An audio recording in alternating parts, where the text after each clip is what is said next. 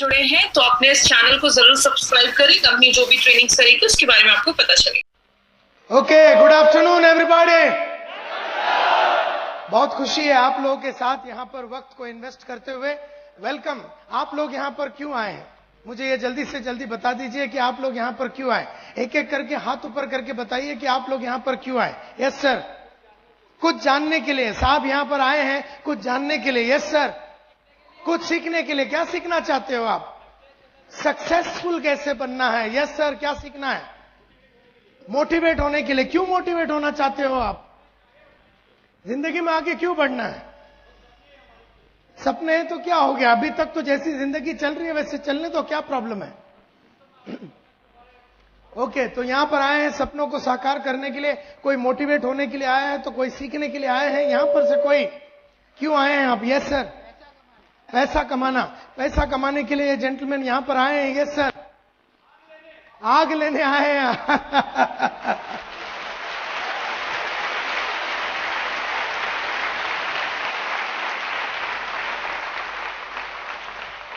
आग लेने आए हैं साहब यहां पर।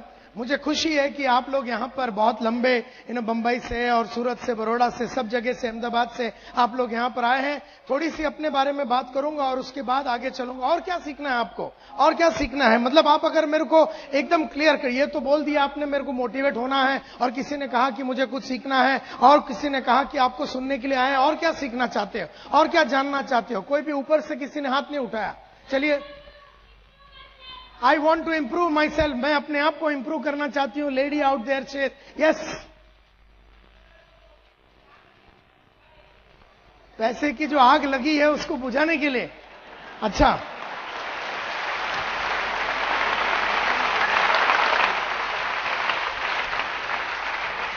Okay. Yes, somebody else. Yes sir. जिंदगी में कभी डिप्रेशन नहीं आवे, ये एक पते की बात आपने कही, क्योंकि कई लोगों को मैंने लाइफ में देखा उठते हुए और फिर बैठ जाते हैं। कोई 2-3 महीना ऊपर रहता है, फिर 4-5 महीना गायब हो जाता है। कोई 5-6 महीना ऊपर रहता है और उसके बाद गायब हो जाता है। ये क्यों होता है ये मैं जानता हूं। तो जिंदगी में हमेशा के लिए मोटिवेटेड रहना चाहते हैं। 1 महीना नहीं, 1 साल नहीं, एक खाली 3 महीना नहीं, 4 महीना नहीं, लेकिन हमेशा के लिए जिंदगी भर अगर मोटिवेटेड रहना है तो मुझे क्या करना पड़ेगा, ये उन्होंने मुझसे पूछा। मुझे क्या करना पड़ेगा, क्योंकि 24.5 साल हो गए मेरे को। 24.5 साल हो गए। ऐसा कोई दिन नहीं रहा, ऐसा कोई हफ्ता नहीं रहा, ऐसा कोई महीना नहीं रहा, ऐसा कोई साल नहीं रहा जहां पर मुझे कोई तकलीफ हुई और मैं डाउन हुआ। 24.5 साल, 24.5 ईयर्स से मैं लगातार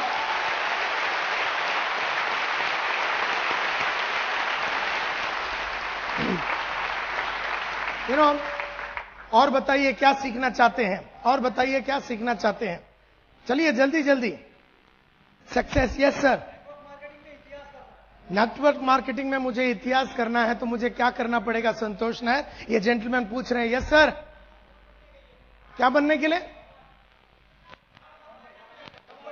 समबडी बनने के लिए। अच्छा, I am nobody, I want to be a somebody. Somebody बनने के लिए ये यहां पर आए हैं कि कुछ मैं करके दिखाऊं, कुछ ऐसा करके दिखाऊं कि लोग बोले यार इसके माफत बनना है, इस इंसान के माफत बनना है। क्या बात करता है यार, इसकी क्या चाल है, इसकी क्या अदा है, इसकी हर बात में मस्ती है। मैं इसके माफत बनना चाहता हूं, मैं ये समबडी बनना चाहता हूं। मैं वो इंसान बनना चाहता हूं जिसको देखने के बाद लोगों के मन में एक determination, dedication, sincerity, honesty, commitment, जुनून, जोश, पागलपन पैदा हो जावे। इस तरह का मैं इंसान बनना चाहता हूं। इसके लिए यहां पर आए हैं। और कोई? चलिए चलिए। Yes sir.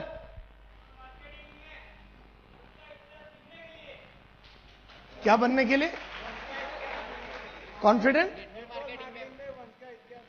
Okay, network marketing में वंश का इतिहास लिखने के लिए साहब यहां पर आए। कोई यहां से नीचे से? Yes sir. हाँ जी, नायर साहब बनने के लिए।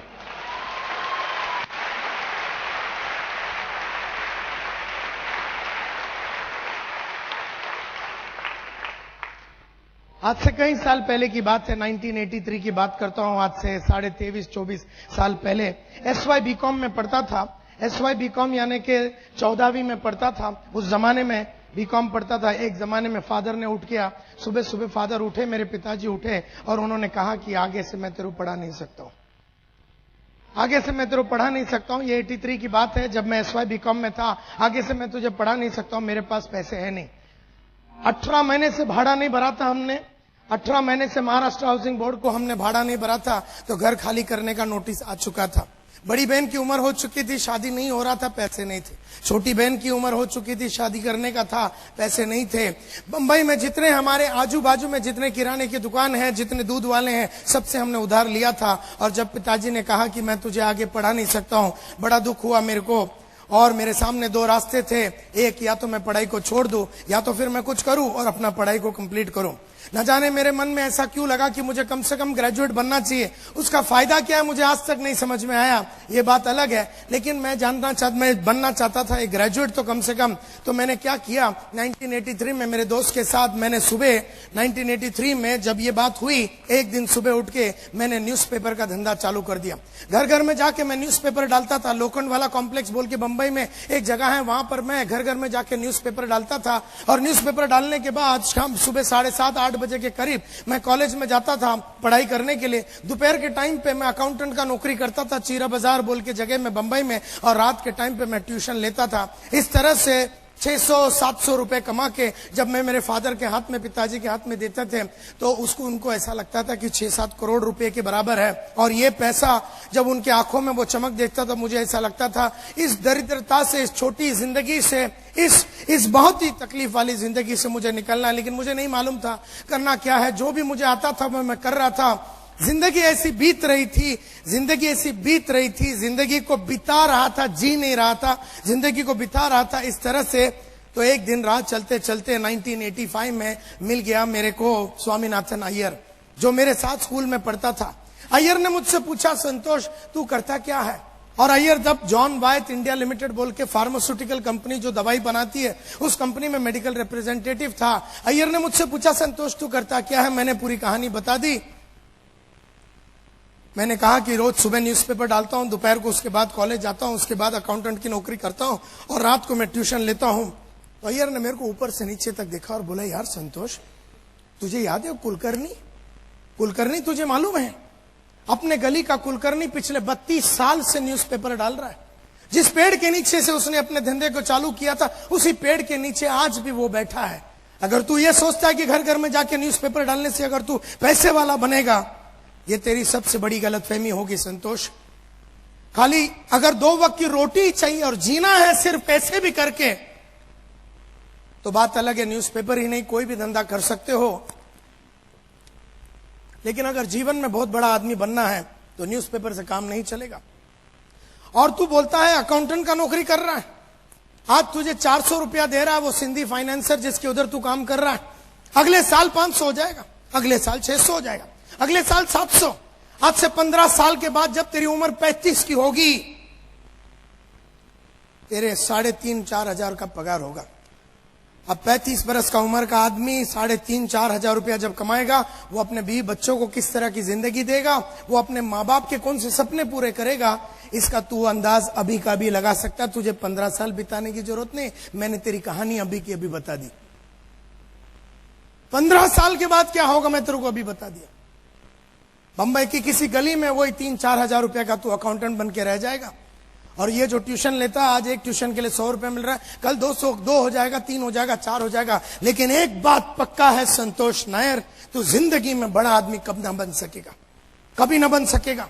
तू कभी वो पैसे नहीं कमा सकेगा जिसकी वजह से तेरे फादर की ये जो उधारी है और तकलीफ है, इससे तू कभी अपने फैमिली को बाहर नहीं निकाल सकेगा। तेरे बाप ने उधार लिया, तू भी उधार लेगा। तेरे बाप तकलीफ में जिंदगी बिताया, तू भी निकालेगा वैसे ही जिंदगी। तेरे माँ बाप के सपने कभी पूरे नहीं होंगे। तू जिस औरत से शादी करेगा उसको तू कभी ताजमहल दिखा नहीं पाएगा। जो तेरे बच्चे होंगे वो कभी अमेरिका जाके या जापान जाके या सिंगापुर जाके ऐसी कोई अचीवमेंट नहीं कर पाएंगे। तू एक छोटी सी स्कूल में अपने बच्चों को भेजेगा, छोटी सी जिंदगी होगी, मुकेश के दर्द भरे गाने होंगे, और तेरी जिंदगी ऐसा किसी को मालूम किए बिना तो इस दुनिया से चला जाएगा। अगर ऐसे ही जाना है तो अभी क्यों नहीं चला जाता इस दुनिया से? 20, 25, 40 साल जीने के बाद क्यों जा रहा है? अभी आत्महत्या कर ले। जब अय्यर ने इस तरह से मुझसे पूछा तो मुझे ऐसा लगा यार आग लग गई मेरे अंदर। मैं बोला यार ये क्या लाइफ है। और मैंने देखा कि मेरे फादर ने किस तरह से लाइफ जिया और उनके जो जितने कलीग्स थे, फ्रेंड्स थे, उनके भाई लोग थे, जिस तरह से उन्होंने लाइफ जिया, तो मेरे को पूरा 30-40 साल का मेरा कहानी सामने नंगा नजर आ गया। और तब मैंने डिसाइड किया यस, कुछ करना तो पड़ेगा। और वो टाइम पे मैंने स्वामीनाथन अय्यर से पूछा कि अय्यर करना क्या पड़ेगा मुझे, अय्यर मुझे करना क्या पड़ेगा। अय्यर से मैंने जब पूछा कि मुझे करना क्या पड़ेगा, अय्यर ने मुझसे कहा कि जिंदगी बनानी है, नाम कमानी है, शौहरत कमानी है, इज्जत कमानी है, पैसे कमाने हैं, अपने एक एक सपने को पूरा अगर करना है तो एक ही प्रोफेशन है, एक ही धंधा है, एक ही प्रोफेशन है। उस प्रोफेशन में अगर तू चला गया तो तू नाम, इज्जत, शौहरत सब कुछ कमा सकेगा। और वो है profession, the profession of sales. Sales के प्रोफेशन में चला जा, बेचने की प्रोफेशन में चला जा। और अगर तू उस प्रोफेशन में अगर ईमानदारी के साथ वो सब किया जो करना चाहिए, तो तू जीवन में जो जो करना चाहता है, जितने भी तेरे सपने हैं, सब कुछ साकार हो जाएंगे। लेकिन मैंने आज से अय्यर से पूछा, लेकिन यार मुझे तो सेल्स के बारे में कुछ भी नहीं मालूम, मेरे को तो खाली debit what comes in, credit what goes out, debit expense and losses, credit incomes and profit, जो हमने अकाउंटेंसी में सीखा था, जो बीकॉम में सीखा था, वो आता है, लेकिन मुझे तो सेल्स के बारे में कुछ नहीं मालूम। उसने मुझसे कहा अमिताभ ने एक्टिंग के पहले एक्टिंग कभी की नहीं थी, आशा भोसले ने गाने के पहले कभी गाया नहीं था, जाकिर हुसैन ने तबला बजाने के पहले कभी बजाया नहीं था, और तू भी सेल्समैन बनने के पहले सेल्स में था नहीं।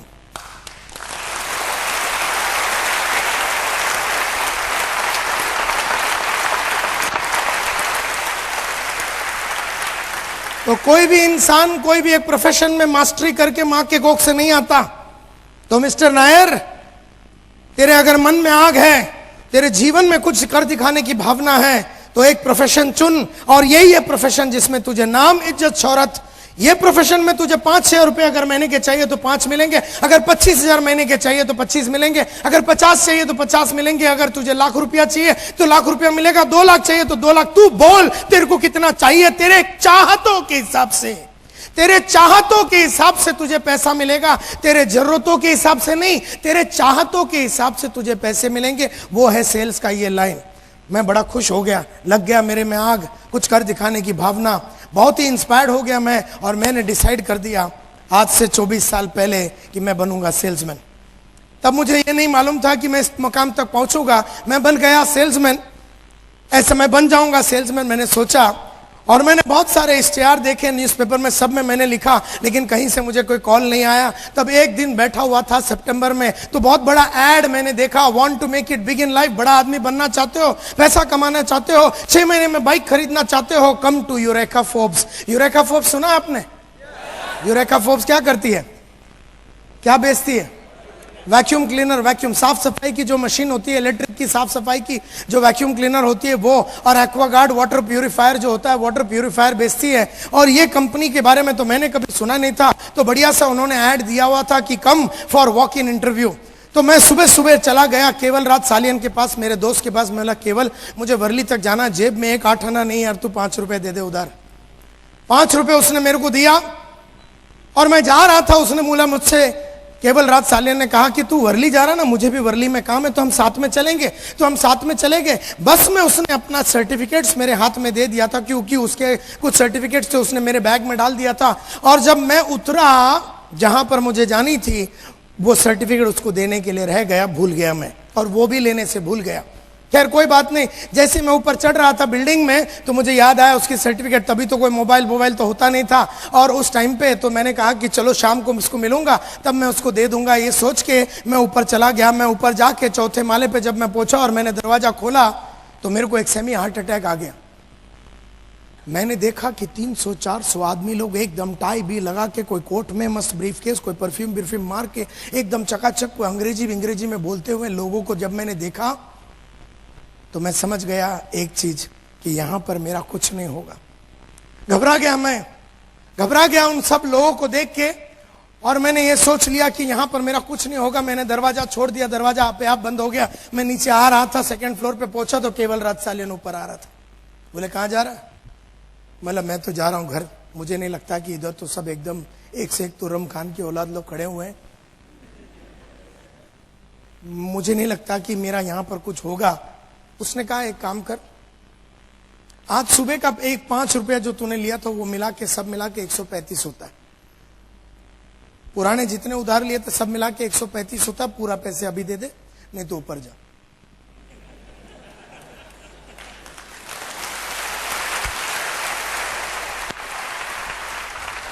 पैसे की मजबूरी, पैसे नहीं थे, पैसे की मजबूरी की वजह से मुझे यूरेका फोर्ब्स में जाना पड़ा और वहां पर जाके 9:30 बजे मैंने बैठ गया। 3:30 बजे 6 घंटे रुकने के बाद मेरा इंटरव्यू का नंबर आया। तो सेल्स में सबसे पहला लेसन मैंने सीखा कि जिंदगी में अगर आगे बढ़ना और सेल्स में आगे बढ़ना है तो you have to have a lot of patience, बहुत पेशेंस। 6 घंटा चुपचाप मैं कॉर्नर में बैठा था कि मेरा इंटरव्यू अभी आएगा। 3:30 बजे जब इंटरव्यू आया, 6-6.5 फीट का एक मल्होत्रा साहब बोल के आदमी ने मेरा इंटरव्यू लिया। अंग्रेजी में उन्होंने बहुत सारे क्वेश्चन पूछे। मल्होत्रा साहब डॉन बॉस्को कॉन्वेंट एजुकेटेड आदमी था।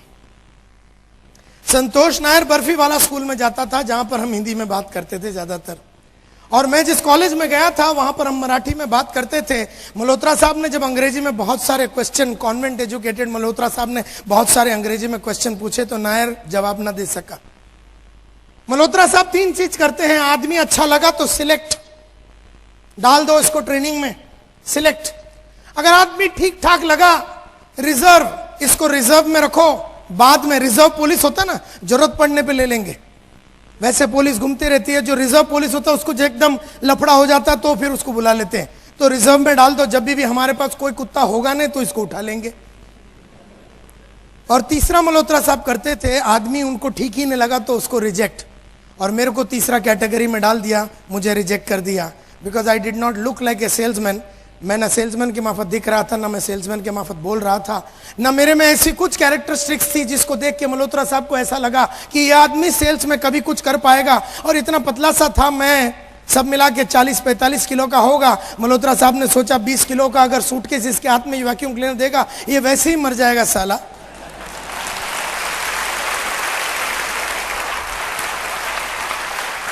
मल्होत्रा साहब ने रिजेक्ट कर दिया तो उन्होंने कुछ बताया नहीं। उन्होंने ये बताया 15 दिन में बताएंगे। ये तो मुझे आज मालूम पड़ता है 15 दिन में बताने का मतलब है कि रिजेक्ट हो गया।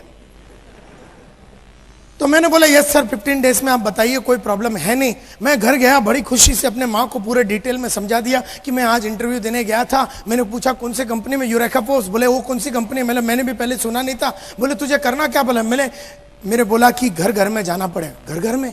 घर में जाना पड़ेगा, एक घर में जाना पड़ेगा। और घर में जाके क्या करने का? मतलब घर में जाके वैक्यूम क्लीनर बेचना पड़ेगा। 18 किलो का सूटकेस है, वो सूटकेस लेके एक घर में जाना पड़ेगा, उसका डेमोन्स्ट्रेशन। बोले ये वैक्यूम क्लीनर क्या चीज होती है? मतलब वो तो मुझे भी नहीं मालूम। उन्होंने बताया कि कुछ साफ सफाई की मशीन है, ये घर में जाना है और जाके बेचना है। तू घर जाएगा? तू ये 18 किलो का सूटकेस लेके घर जाएगा? मेरी माँ इतनी घबरा गई कि केस पहुंच गया के.एस. नायर के दरबार में। अब के.एस. नायर मेरा बापू है, और दुनिया का जितने भी बड़े टेररिस्ट होते हैं, अगर दुनिया का नंबर 1 टेररिस्ट कोई एक आदमी है तो मेरा बाप दूसरा नंबर में आता है। इसका मतलब यह है कि इतना खतरनाक उसका बिहेवियर है कि हमारे खानदान में उसके 1 किलोमीटर के रेडियस में कोई कुत्ता जाता नहीं।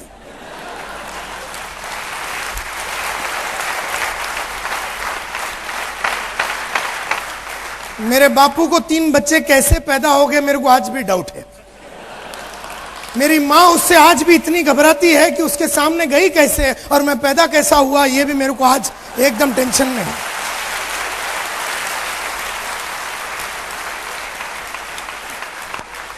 इतना खतरनाक आदमी जो मतलब खड़ा नहीं करता किसी को। आजकल 73 का है, टोटल बेड पे है। पुराना हिसाब किताब हम कर सकते हैं अभी, लेकिन अभी भी वो रूम में जाने को अपनी एकदम स्पेयर पार्ट हिल जाता है। आज भी बेड पे है लेकिन वहां नहीं जा सकते। एकदम हवा है, हवा, एकदम डरावना आदमी है। यू नो, केस जब उनके दरबार में गया और बोला बेटा बोलता है सेल्समैन बनेगा, घर में जाएगा, पेटी लेके घूमेगा। मेरे बाप ने ऊपर से नीचे देख लिया मेरे को एक ही नजर में, और मेरा सेल्समैन का करियर उधर ही खलास हो गया। बोले ये सब सिंधी पंजाबी लोग का काम है, समझ में आया तुझे? ये सब सिंधी पंजाबी लोग करते हैं घर में जाने का, ये सब हम मद्रासी लोग नहीं करते। मुझे देख, मैं 35 साल से एक जगह में काम कर रहा हूं, एकदम एक ही कंपनी में, केईसी इंटरनेशनल में, और अभी मेरा और 15 साल बचा हुआ है। एक जगह पे रहे, अभी तेरा अच्छा अकाउंटेंट का नौकरी चल रहा है, आज 400 रुपए पगार है, कल 500 हो जाएगा, जिंदगी तेरी मस्त चलेगी, मुझे देख। वो रात पहली बार मैंने अपने बाप को बराबर देखा, और देखने के बाद यह तय किया कि इसके माफत तो बनना नहीं है। अच्छा हो गया उन्होंने मुझसे बोला कि मुझे देख। ना वो बोलते ना मैं बराबर देखता, क्योंकि इतने साल में तो उसको देखा ही नहीं अपन ने।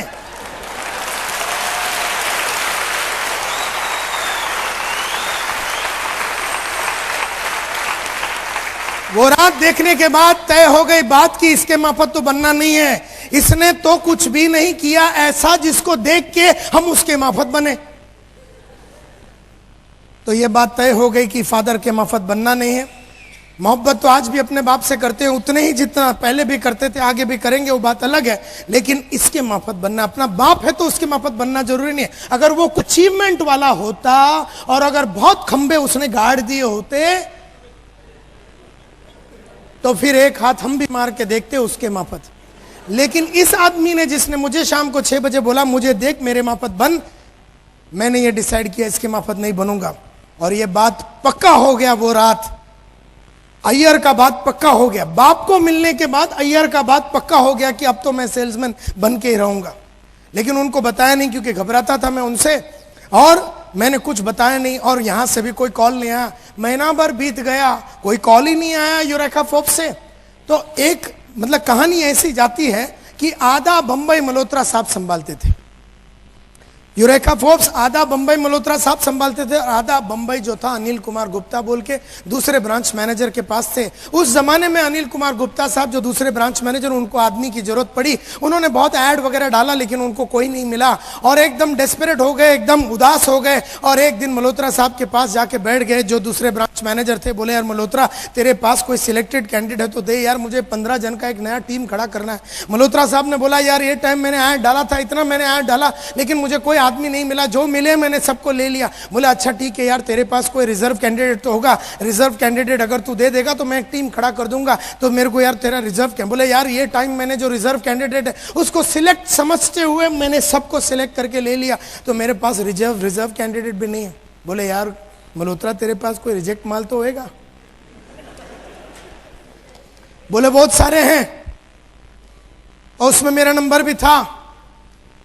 मल्होत्रा साहब ने गुप्ता साहब को सभी रिजेक्टेड कैंडिडेट, आड़े टेढ़े जितने भी नॉनसेंस वाले आदमी थे, जितने बेकार जो लोग थे, उनका पूरा लिस्ट उठा के गुप्ता साहब को दे दिया। गुप्ता साहब ने उसमें से छाटम छाटी करके न जाने क्या टेक्निक यूज करके एक टेलीग्राम भेज दिया। 2 अक्टूबर गांधी जयंती 1985 दोपहर के 2 बजे मेरे हाथ में एक टेलीग्राम आया, report for final interview 9:30 in the morning 3 अक्टूबर 1985।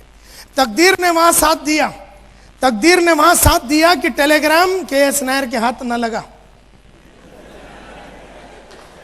इसको बोलते हैं ऊपर वाले की देन, कि तकदीर ने वहां साथ दिया कि टेलीग्राम के.एस. नायर के हाथ में नहीं लगा। लगा होता तो आज चीरा बाजार के गलियों में मैं आज भी 4000 रुपए का अकाउंटेंट का नौकरी करता बैठा।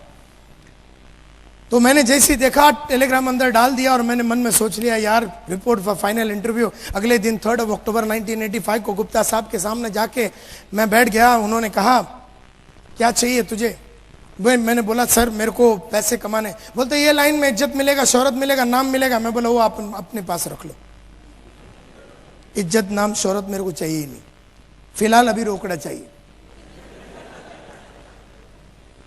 रोकड़ा ही नहीं लेती, इज्जत लेके मैं क्या करूंगा, शोहरत लेके मैं क्या करूंगा, मुझे रोकड़ा चाहिए सर।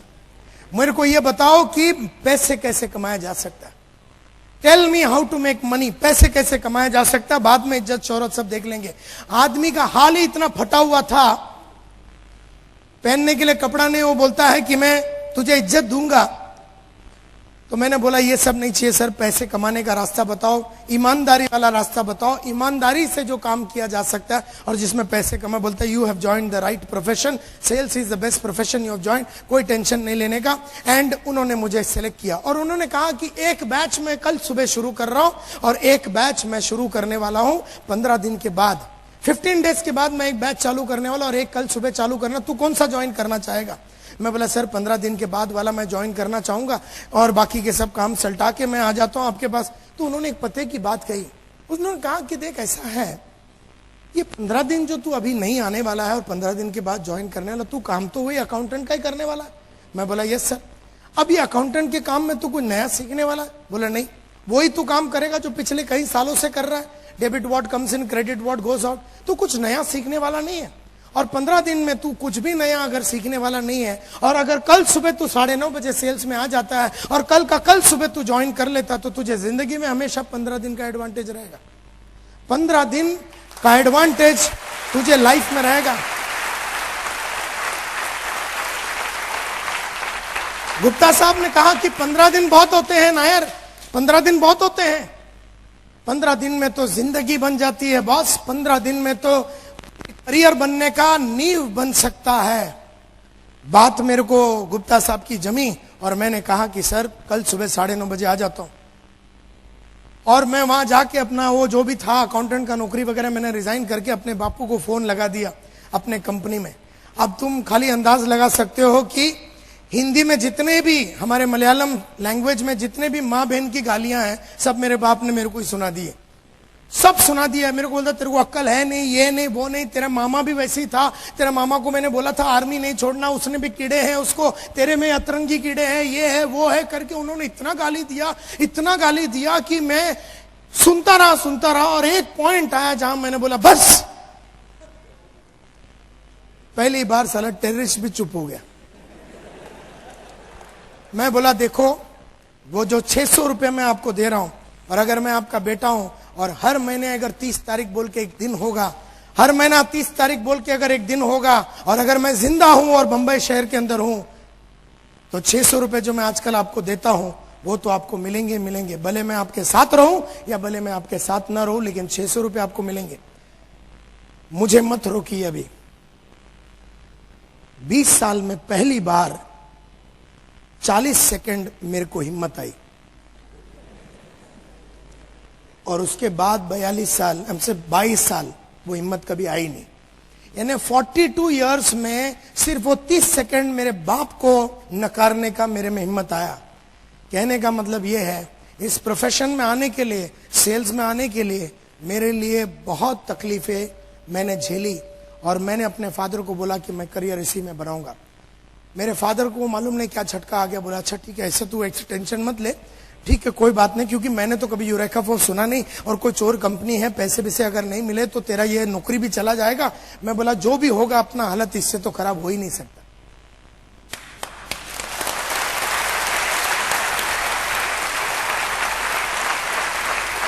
अपनी हालत इतनी फटी हुई थी, इससे ज्यादा फटने का सवाल ही नहीं उठता, इससे नीचे जाने का सवाल ही नहीं उठता कि 18 महीना भाड़ा नहीं दिया तो 19 महीना नहीं दिया तो कौन सी बड़ी बात हो गई, है कि नहीं।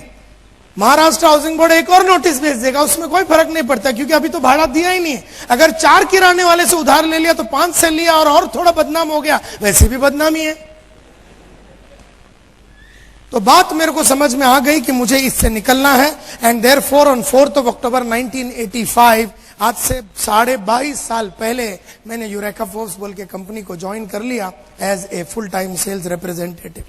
5 दिन का ट्रेनिंग हुआ हमारा, और उस 5 दिन के ट्रेनिंग में बहुत सारी बातें गुप्ता साहब ने सिखाई, और वो सब बातें सिखाने के बाद हमारे को बोल दिया अब तुम लोग जाओ फील्ड में। 11 अक्टूबर 1985 4:30 बजे दोपहर को मतलब गुप्ता साहब ने 18 किलो का सूटकेस हाथ में पकड़ा दिया, बोला जा। मैं बोला किधर जाऊं? बोले टेरिटरी में। तो हर सेल्समैन का एक टेरिटरी होता है, एक जगह होता है जहां पर उसको काम करना होता है। तो मुझे भी टेरिटरी दे दिया गया। मेरे को बोला तेरा टेरिटरी है ग्रैंड रोड ईस्ट। मैं बोला सर वो बंबई का रेड लाइट एरिया है। बोलते उधर बहुत पोटेंशियल है। मैं बोला उधर ग्रैंड रोड ईस्ट में? बोले हाँ तेरा टेरिटरी वो है। खैर कोई बात नहीं, हाथ में 18 किलो का सूटकेस, मन में बहुत सारे सपने और विश्वास लेके 11 अक्टूबर 1985 को जो मैं उतरा फील्ड पे 4:30 बजे, तब से लेके आज तक मैंने जिंदगी में मुड़ के कभी देखा नहीं। 20 दिन बचे हुए थे उस महीने के लिए, 20 days were left।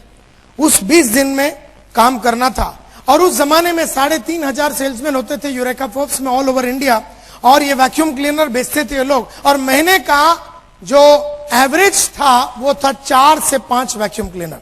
4 से 5 वैक्यूम क्लीनर ये 3,500 लोग बेचते थे, and that was the average.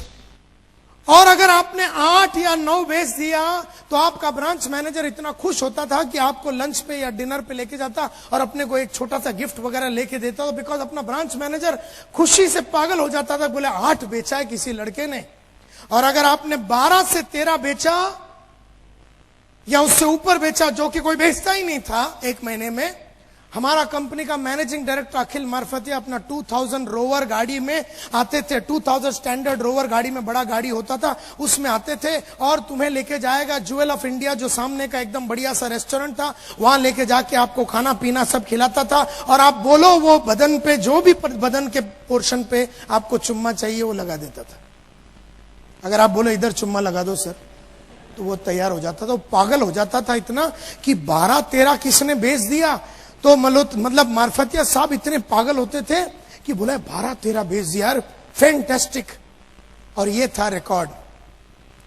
तो ये बड़े बड़े तुर्रम खान लोगों को हमको मिलाते थे, जैसे हम लोग भी वो लीडर लोग के सामने बैठे, बोले ये इतना 12 बेचता है, ये 8 बेचता है, ये देखो पिछले 2 महीने से 12 बेच रहा है, ये 8 बेच रहा है पिछले 4 महीने से, ये किंग है, ये डिंग है, ये वो है, ये वो है, ये तोप है, ये फटाकड़ी है, ये AK-47 है, ये लक्ष्मी बॉम्ब है।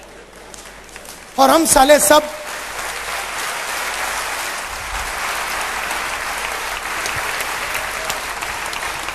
उन लोगों को देखने के बाद एहसास हो गया तो हम तो अपटी बॉम्ब है करके। हमने इन लोगों को देखा यार, बोले यार क्या होगा करियर का। खैर कोई बात नहीं। 11 अक्टूबर 1985, हार्ट में सूटकेस, मन में सपना, दिल में बहुत बड़े सपने और मन में बहुत बड़ा उमंग लेके मैं उतर गया।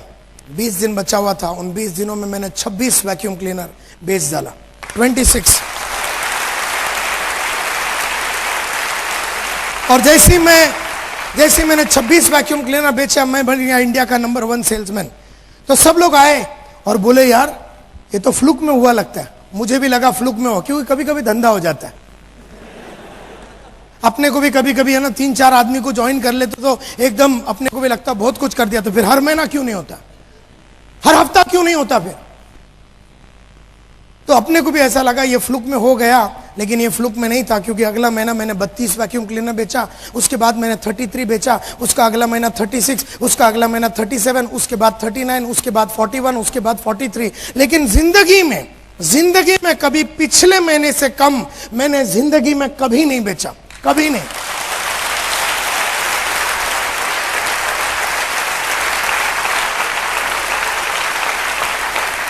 और ये फिलॉसफी रहा लाइफ का कि मैंने जिंदगी में जितने पैसे लास्ट महीने में कमाया उतना मैं कभी नहीं कमाता हूं।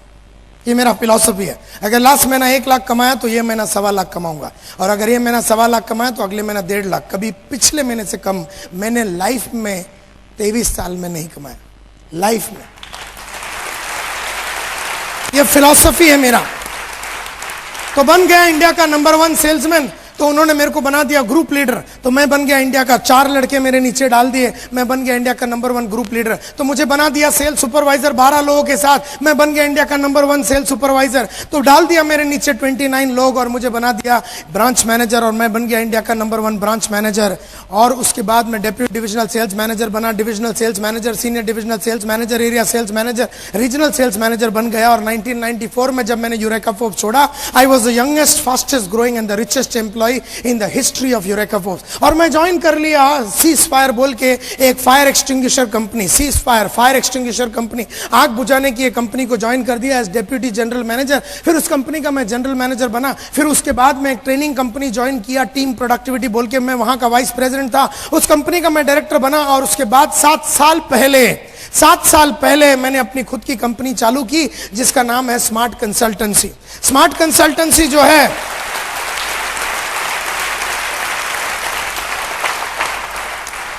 स्मार्ट कंसल्टेंसी जो है पिछले 7 साल से कॉर्पोरेट ट्रेनिंग में है। एशियन पेंट्स को हम लोग ट्रेन करते हैं, ब्लो प्लस को हम लोग ट्रेन करते हैं और आईसीआईसी को हम लोग ट्रेन करते हैं। और दुनिया की जितने भी बड़ी कंपनियां हैं, Coca Cola, Procter and Gamble, आप बोल लो, जो भी आपके मन में कंपनी का नाम आवे, जो भी कंपनी का नाम आवे, उस कंपनी का या तो एमडी को या सीईओ को या वाइस प्रेसिडेंट को या रीजनल मैनेजर को या ब्रांच मैनेजर को या उन कंपनी का फ्रंट लाइन के लोगों को मैंने कहीं ना कहीं, कभी ना कभी, कहां ना कहां मैंने बात किया होगा और ट्रेन किया होगा।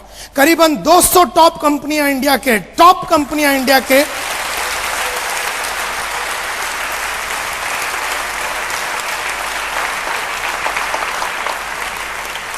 मुझे याद है माय डियर फ्रेंड्स, 500 रुपए मेरा पगार होता था यूरेका फोर्ब्स में। तब मैंने एक लक्ष्य रखा, एक टारगेट रखा।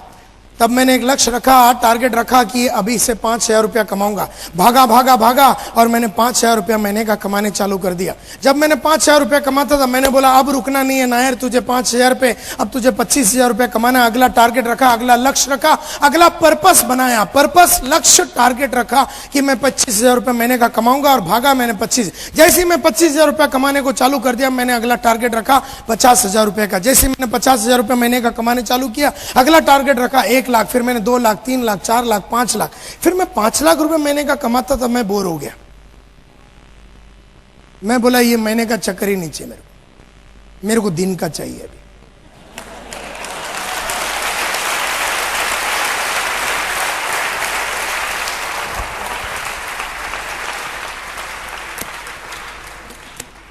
तब मुझे याद है पहला बार मैंने दिन का टारगेट रखा कि दिन में 3,000 कमाऊंगा। जब मैं 3,000 रुपया कमाया, थोड़े दिन मैंने कमाया, बोला नायर रुकना नहीं, क्योंकि रुका हुआ पानी और ठहरा हुआ इंसान दोनों सड़ जाता है।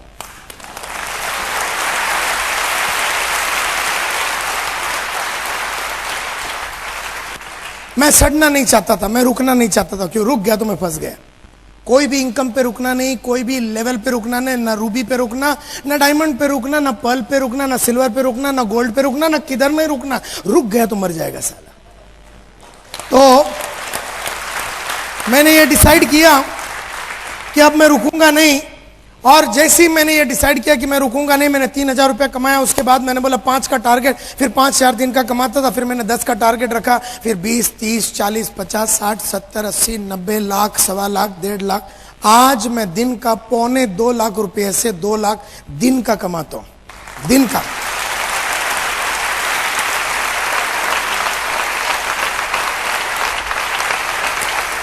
और अगर आप मेरा ट्रेनिंग कैलेंडर, मेरा ब्रीफकेस खोल के मेरा ट्रेनिंग कैलेंडर देखेंगे, हर दिन बुक्ड हूं। आने वाला 5 महीने में एक दिन मिलेगा नहीं आपको, अगर आपको मेरा ट्रेनिंग चाहिए। पूरा 5 महीना बुक्ड है और सबका पैसा एडवांस में ले लिया है।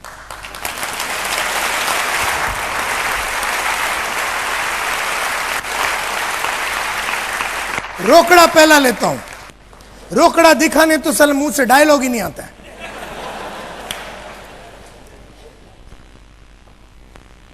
लेकिन आजकल मैं बड़ा दुखी हूं, क्योंकि इस तरह की गरीब जिंदगी में जी नहीं सकता हूं। अब मेरे को ये 1.5, 1.25, 2 लाख रुपए से काम नहीं चलेगा। अब मेरे को दिन का 5 लाख रुपया चाहिए। तो आजकल जो किताबें पढ़ रहा हूं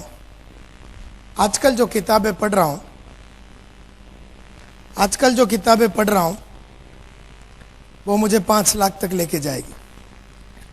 आजकल जो किताबें पढ़ रहा हूं वो मुझे 5 लाख पे लेके जाएगी। आजकल जो किताबें पढ़ रहा हूं वो मुझे 5 लाख पे लेके जाएगी। आजकल जो किताबें पढ़ रहा हूं वो मुझे 5 लाख पे लेके जाएगी। आजकल जो किताबें पढ़ रहा हूं वो मुझे 5 लाख पे लेके जाएगी।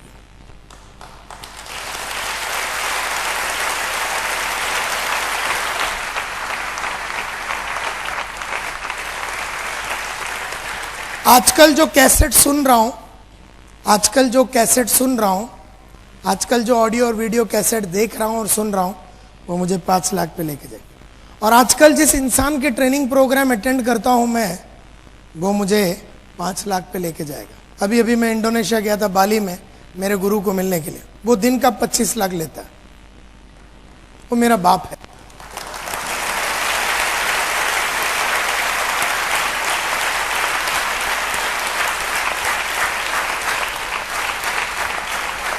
नाम है इसका रॉजर हैमिल्टन। वो जिसके पास जाता है वो दिन का 1 करोड़ लेता है। तो प्लीज अंडरस्टैंड, मैं उन लोगों के संगत में हूं जो मुझे 25 लाख दिन का कमा के दे सकते। मैं आजकल वो बुक पढ़ रहा हूं जो मुझे 25 लाख दिन का कमा के दे सकती। आजकल मैं वो वीडियो देख रहा हूं जो मुझे दिन का वो पैसा ला के दे सके। तो प्लीज अंडरस्टैंड, ये जितने भी टाइम पैसे ऊपर गए, ये ऊपर गया। ये बाहर से तो अच्छा हुआ ही हुआ, लेकिन ये ऊपर गया। Please understand, knowledge is power. खाली मोटिवेशनल पेप टॉक से काम नहीं चलता, आदमी के अंदर नॉलेज होना चाहिए। जितना ज्यादा नॉलेज, क्योंकि मैं एक चीज समझ गया, अगर मैं 3000 कमा रहा हूं दिन का तो मेरे पास 3000 की समझ है, और अगर मैं 30,000 कमा रहा हूं तो मेरे पास 30,000 की समझ है, और अगर मैं 3 लाख कमा रहा हूं तो मेरे को 3 लाख की समझ है, 3 लाख की अंडरस्टैंडिंग है, 3 लाख का विचार है। प्लीज अंडरस्टैंड, जब भी आपको अगला लेवल पे जाना है, पढ़ाई को बढ़ाओ। ऐसे इंसानों के संगत में रहो जो आपको वो अगले लेवल पे लेके जा सकता है। ऐसे ऑडियोज और वीडियो, बाहर अगर आप जाएंगे तो 70 वीडियो है मेरे, 70। हर वीडियो में आपको जीवन में कैसे आगे बढ़ना है इसके बारे में पूरा डिटेल दिया हुआ है। मुझे याद है my dear friends, railway station पे 2 रुपए का पेन मिलता था, शार्प का। तो 2 रुपए का पेन रखता था। जब मैं 2 रुपए का पेन रखता था, मैंने कहा अब मैं 2 रुपए का पेन नहीं रखूंगा क्योंकि इस पे रुकना नहीं है। तो 40 रुपए का विल्सन का पेन आता था, तो मैंने वो पेन रखने चालू किए। 40 रुपए का पेन रखता था, मैं बोला नायर साहब इस पे रुकना नहीं, क्योंकि रुका हुआ पानी और ठहरा हुआ इंसान दोनों सड़ जाता है। तो वहां से मैं 100 रुपए के अगला फ्लेयर का पेन आता है उस पर चला गया। जब मैं 100 रुपए का पेन रखता था, तब मैं अगला टारगेट रखा कि मैं 300 रुपए का पेन रखूंगा, 300-400 रुपए का शेफर का पेन रखता था। और शेफर का पेन रखता तो फिर मैंने 1000 रुपए का क्रॉस पेन रखा, सिल्वर क्रॉस पेन। फिर मैंने 2000 रुपए की गोल्ड क्रॉस पेन रखने चालू किया। इस तरह से अगर ये जो पेन है मेरा, ये 8261 रुपए का है।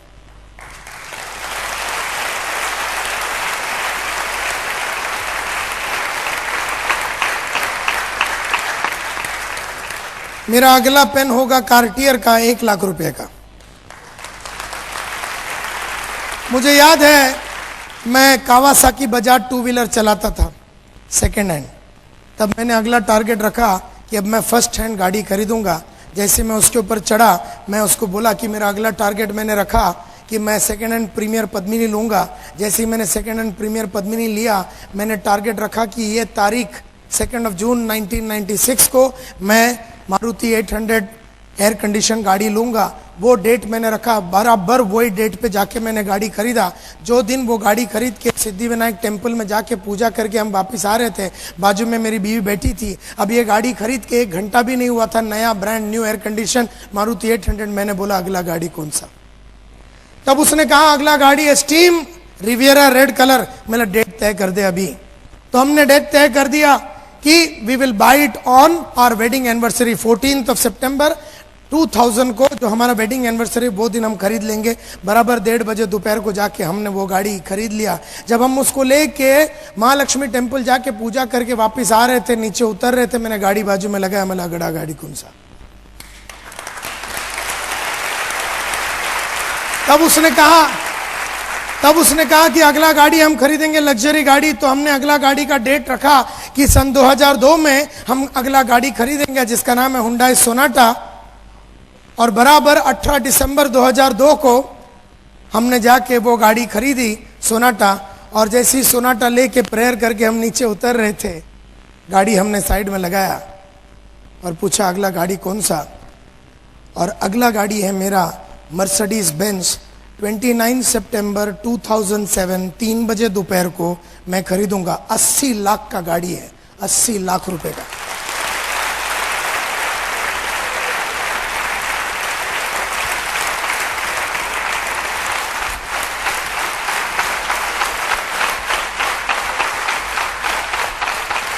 मुझसे कुछ भी पूछो, मुझसे कुछ भी पूछो, डेट के साथ बताऊंगा कि नायर साहब आप रिटायर कब होना चाहिए, डेट के साथ बताऊंगा। नायर साहब आपका अगला घर कौन सा, डेट के साथ, टाइम के साथ बताऊंगा। कहां, सीजी रोड में 1200 स्क्वायर फीट, 3 बजे दोपहर, 14 जनवरी 2000, डेट के साथ। यहां बैठा हुआ कितने इंसान के पास हर चीज जो आपको करना है, खुद का ऑफिस हो, लैपटॉप हो, या आपका कुछ भी हो, घर हो, गाड़ी हो, कुछ भी हो। मुझसे पूछो अगला मेरा फॉरेन ट्रिप कहां पर होगा, किसके साथ होगा, डेट के साथ सब तय है, तारीख के साथ तय है, कैलेंडर में ब्लॉक कर दिया, टिकट बुक करने के लिए दे दिया है। आज से 1 साल के बाद वाला हॉलीडे भी सब तय है। आपके पास आपका अगला लक्ष्य का डेट और टारगेट, हर चीज का डेट के साथ पूरे डिटेल में एक बढ़िया सा 200 पेज के बुक में, जिस इंसान के पास यहां पर है हाथ ऊपर करो। यही है प्रॉब्लम जिंदगी की, कि हम में से कईयों को यह नहीं मालूम कि हमें जाना कहां है। अब जाना कहां है मालूम नहीं है तो कोई भी रास्ता चलेगा। जब मुझे मालूम ही नहीं कि दिल्ली जाना है, कि लाहौर जाना है, कि पाकिस्तान जाना है, कि श्रीलंका जाना है, किधर भी चला जाऊंगा मैं। जब मुझे मालूम ही नहीं है कि मेरा लक्ष्य क्या है, मेरा गोल क्या है, तो मैं किस लिए लड़ रहा हूं मुझे भी नहीं मालूम। And this is the problem with life, कि अगर आपको जीवन में आगे बढ़ना है तो आपका हर लक्ष्य, आपका हर टारगेट डेट के साथ लिखा हुआ आपके पास होना चाहिए। कंप्लीटली डेट के साथ आपके पास लिखा होना चाहिए। और तभी बनी रहती है ये आग, और तभी बनी रहती है ये आग, न बुझ सकेगी वो, क्योंकि बुझने को तुम दोगे नहीं, क्योंकि एक लक्ष्य के बाद दूसरा लक्ष्य ऑलरेडी लाइन से तय है, लाइन से तू बुझ ही नहीं सकता, तुझे अधिकार नहीं है बुझने का। एक बार लक्ष्य लिख लिया, हम में से कई लोग लक्ष्य लिखते नहीं हैं, एंड देयरफॉर आग हमारे को लगती नहीं है। And this is the problem. जब मैंने पूछा कितने लोगों के पास है, सब मिला के 10 आदमी के पास नहीं है। 1200 आदमी यहां पर बैठे, 10 इंसान के पास डेट नहीं है। और यही रीजन है कि पिछले 10 साल में, 5 साल में, 8 साल में, 15 साल में आपने वो नहीं कमाया जो मन में आपने हमेशा सोचा आप कर न सके। चाहतों को आपने लगातार मारा और जरूरतों से हिसाब से जीने की आदत आपने डाल दी। चाहतों को लगातार मारा और जरूरतों के हिसाब से जीने की हमने आदत डाल दी, क्योंकि जिसका लक्ष्य नहीं होता वो जरूरतों के हिसाब से जीता है, जिसका लक्ष्य होता वो चाहतों के साथ जीता है।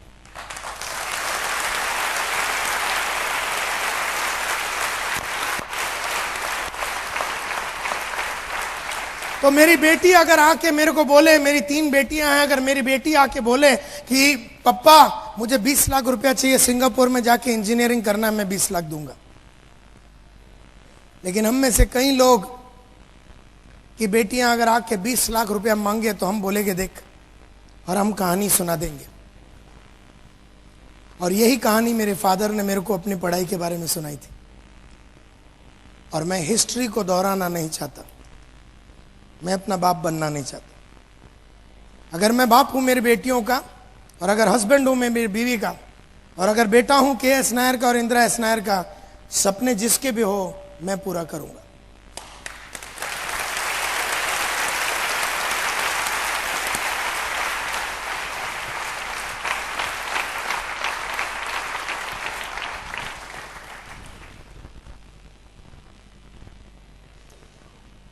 तो लोग मुझसे पूछते हैं नायर साहब ये फॉर्मूला क्या है, सक्सेस का फॉर्मूला क्या है। बुलाते हैं लोग मुझे, नायर साहब आइए और जरा खड़े हो जाइए और लोगों को बताइए कि जीवन में आगे कैसे बढ़ना है। आज से 10 साल पहले, 15 साल पहले जब लोगों को बुलाता था तो मैं अपनी कहानी सुना के सबको बोलता मैंने ये किया, मैंने वो किया, और सब लोग मेरे को बुलाते थे कि आप जरा टॉक दो सक्सेस के ऊपर, प्रोग्रेस के ऊपर, अचीवमेंट के ऊपर आप जरा टॉक दीजिए नायर साहब, सबको जरा आग लगाइए। तो मैं सबको टॉक तो देता था।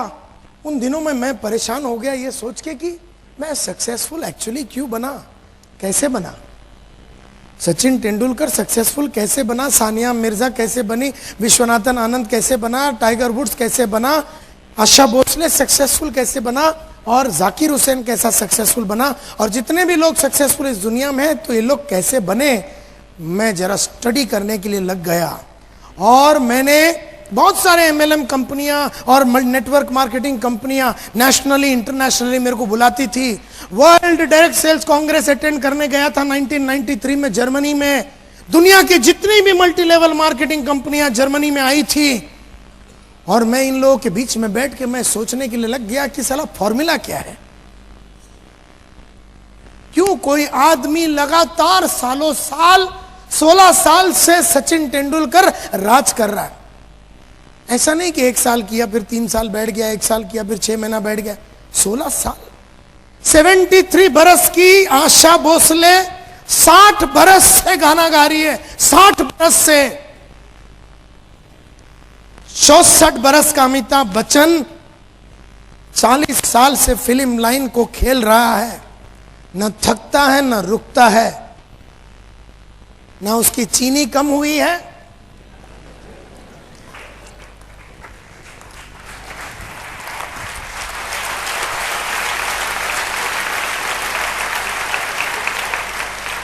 तो मैं बड़ा परेशान हो गया। मैं बोला यार मैं तो खुद सक्सेसफुल हूं और दुनिया का बहुत सारे आदमी सक्सेसफुल है, लेकिन फॉर्मूला क्या है, करते क्या है ये सक्सेसफुल लोग, क्यों अगर एक 100 करोड़ का पॉपुलेशन है इस कंट्री में तो क्यों सिर्फ 1.5 लाख लोग ही है बहुत अल्ट्रा अमीर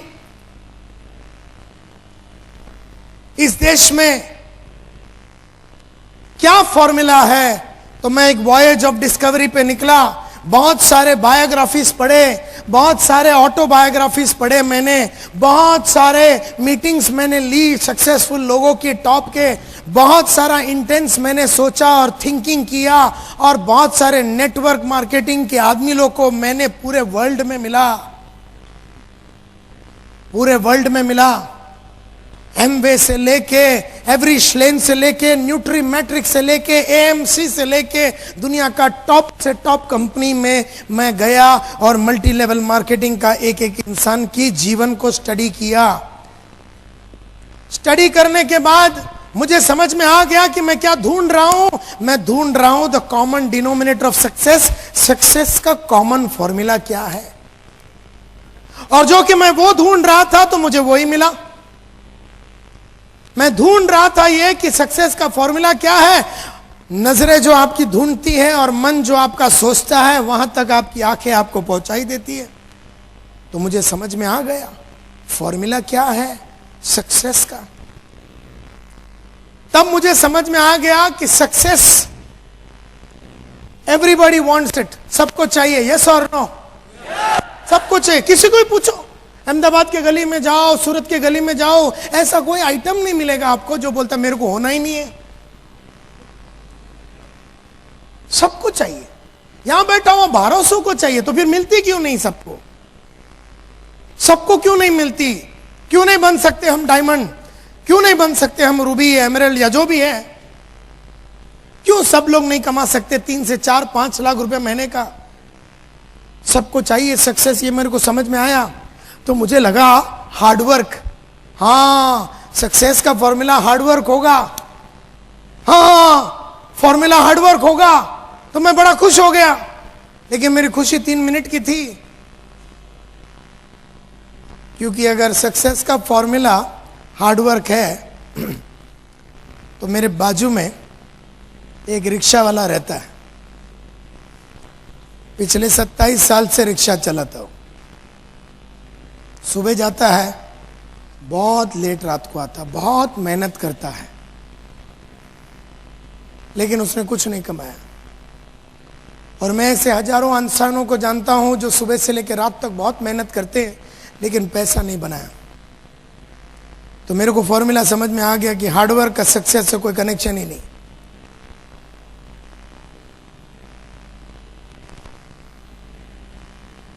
अगर ये सोचते हो कि सिर्फ हार्डवर्क से ही पैसा मिलेगा तो हमारी बहुत बड़ी बेवकूफी होगी, क्योंकि हार्डवर्क से खाली सक्सेस नहीं मिलेगा। हाँ, हार्डवर्क सक्सेस का एक फॉर्मूला हो सकता है एक, लेकिन अगर तुम खाली हार्डवर्क ही करेगा तो सक्सेस नहीं मिलेगा। सक्सेस का एक फॉर्मूला हार्डवर्क जरूर है, लेकिन सिर्फ हार्डवर्क से सक्सेस नहीं मिलता। धीरूभाई अंबानी ने सिर्फ मेहनत नहीं की, हार्डवर्क अकेला, कुछ तो है दूसरा फॉर्मूला, कुछ तो है फॉर्मूला जो दुनिया का हार्ड वर्किंग आदमी लोग को अभी तक समझ में नहीं आया। Is it the real secret of success hard work? मैं थोड़ा और पढ़ाई लिखाई करने को आगे चला गया, क्योंकि मैं नेटवर्क मार्केटिंग में बहुत हार्ड वर्किंग आदमी लोगों को देखा जिन्होंने 8 आना नहीं कमाया, और ऐसे भी लोगों को देखा जो लगातार लाखों रुपया कमा रहा। तो मैंने उसको पकड़ा और उसकी पूरी मैंने कुंडली निकाली और पूरा स्टडी किया। तो स्टडी करते करते मेरे को एक चीज समझ में आ गया, सक्सेस का सीक्रेट आदमियों ने क्या किया इस पे निर्भर करता है। जैसे हम बोलते हैं सचिन तेंदुलकर को देख,